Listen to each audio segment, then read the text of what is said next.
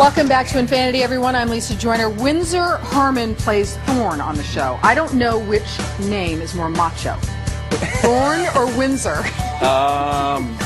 Let's go with Thorne, okay, since we're in his environment. Oh, this looks relaxing. This is the famous Forrester Beach House. My favorite scene that ever took place in here was when, about 2 years into the show, I started dating Taylor, and my mother just couldn't stand the fact that Thorne was with Taylor. So she came busting through the door, and she goes, "Thorne, get in the car." I'm a 35-year-old man. I'm like, "Mother, I think I can drive myself." And also, this place is caught on fire, which was really cool because I had to come in through the door and grab a fire extinguisher and put it out.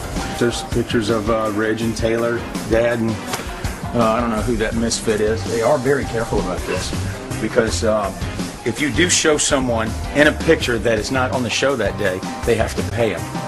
Is that right? So I'm sneaking in on days off and I put my picture everywhere. This is Brooke Logan's house that Ridge Forrester bought for her. This is in my contract, and I don't go up the stairs. Really? Don't go up the stairs. Why is that? Well, because a lot of times you never come down. These look very authentic. They look very real. There's one thing about our sets, that we have some of the best decorators in town. They go to high-end furniture stores, and you know, because there's nothing worse than coming in and you know, these things are stored at different times in different places, and it can smell like cat tinkle. Cat tinkle. But we don't have that here.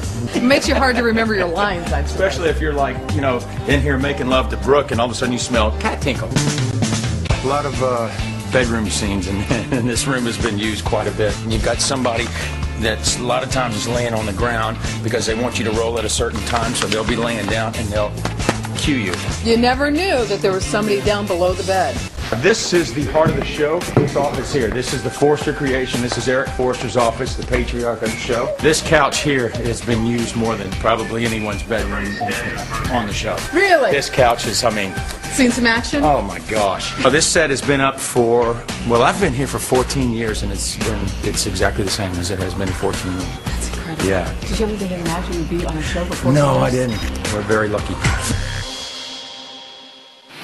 Okay, I've always thought it would be so awesome to play an over-the-top soap diva, so glamorous. I'm getting my dream. Sort of. With a little help from the Bold and Beautiful's costume designer, Birgit Mueller, and a true soap diva, Lesli Kay, I'm getting my very own melodramatic makeover. Okay, what kind of looks do we have for me? If you were to have a role where you're a fashion designer and you go and have meetings with the rest of the characters, I would probably put you in a little top like this, very fashionable, and a pair of jeans. You know, the jeans that are in fashion now are the very tapered, skinny jeans with a great shoe. It's channeling my inner diva. I need that docket right away. I like it, and I feel taller in it. But you know what's funny is you asked me what you should do with that outfit, and you just did it. Yeah. You're natural. There's 2 more outfits. Okay. And, you know, if you were to go to a cocktail party at the Forrester's house... Oh, yes. I think this would be something that would look fantastic on you. That's slinky, fashionable. It's interesting. You don't tell me what to do. I tell you what to think. Don't you dare see him again! I like this, right? This dress would be a really good, like, out on your first date to try to get him home dress.